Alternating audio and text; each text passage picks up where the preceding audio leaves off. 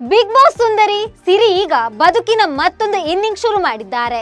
ಈ ಬಾರಿ big ಬಾಸ್ಗೆ entry ಕೊಟ್ಟಾಗ ಸಿರಿ ಸ್ಟಿಲ್ ಅನ್ಮ್ಯಾರಿಡ್ ಅಂತ ಎಲ್ಲರಲ್ಲೂ ಬೆರಗುಗೊಳಿಸಿದ್ರು. ಈ ಏಜ್ ನಲ್ಲೂ ಮದುವೆಯಾಗದೆ ಎವರ್ ಗ್ರೀನ್ ಹೀರೋಯಿನ್ ತರ ಕಾಣ್ತೀರಾ ಅಂತ ಫ್ಯಾನ್ಸ್ ಮೆಚ್ಚುಗೆಯಿಂದ ಹೊಗಳಿದ್ರು.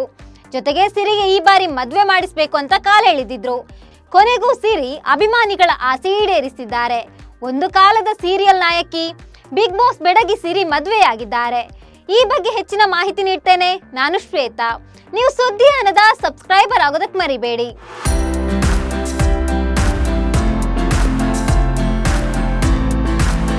ಅನೇಕ ಸೂಪರ್ ಹಿಟ್ ಮೆಗಾ ಧಾರಾವಾಹಿಗಳಲ್ಲಿ ನಾಯಕಿಯಾಗಿ ಸೈ ಅನ್ನಿಸಿಕೊಂಡವರು ಸಿರಿ.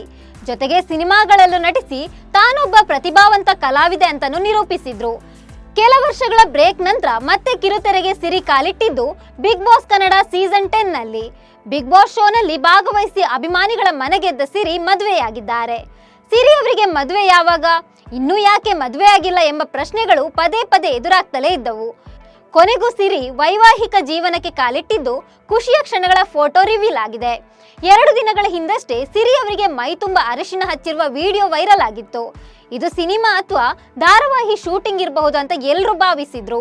ಕೊನೆಗೂ ಸಿರಿ ರಿಯಲ್ ಲೈಫ್ ನಲ್ಲಿ ವೈವಾಹಿಕ ಜೀವನಕ್ಕೆ ಕಾಲಿಟ್ಟಿರೋ ವಿಚಾರ ಬೆಳಕಿಗೆ ಬಂದಿದೆ. ಹುಡುಗ ಮಂಡ್ಯ ಮೂಲದವರಾಗಿದ್ದು ಬೆಂಗಳೂರಿನಲ್ಲಿದ್ದಾರೆ. ಪ್ರಭಾಕರ್ ಅಂತ ಹೆಸರು. ಚಿಕ್ಕಬಳ್ಳಾಪುರದ ನಂದಿ ಗ್ರಾಮದಲ್ಲಿ ಮದುವೆ ನಡೆದಿದೆ. ದೇವಸ್ಥಾನದಲ್ಲಿ ತುಂಬಾ ಸರಳವಾಗಿ ಈ ಮದುವೆ ನಡೆದಿದೆ. ಸಿರಿ ಅವರಿಗೆ ಈಗ 40 ವರ್ಷ ವಯಸ್ಸು.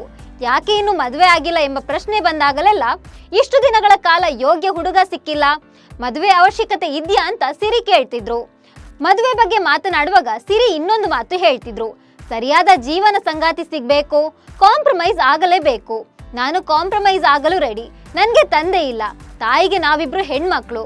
ನಮ್ಮ ಮನೆಗೆ ಈಗ ಅಳಿಯನೂ ಬೇಕು, ಮಗನೂ ಬೇಕು. ಅಕ್ಕನ ಗಂಡ ಕೂಡ ತೀರ್ಕೊಂಡಿದ್ದಾರೆ. ಮುಂದಿನ ದಿನಗಳಲ್ಲಿ ಒಳ್ಳೆಯ ಹುಡುಗ ಸಿಕ್ಕರೆ ನೋಡೋಣ ಅಂತ ಹೇಳಿದ್ರು. ಕೊನೆಗೂ ಸಿರಿಯ ಕನಸಿನ ಹುಡುಗ ಸಿಕ್ಕಾಗಿದೆ. ಡುಮ್ ಡುಮ್ ಅಂತ ವಾಲಗ ಊದಿಯಾಗಿದೆ.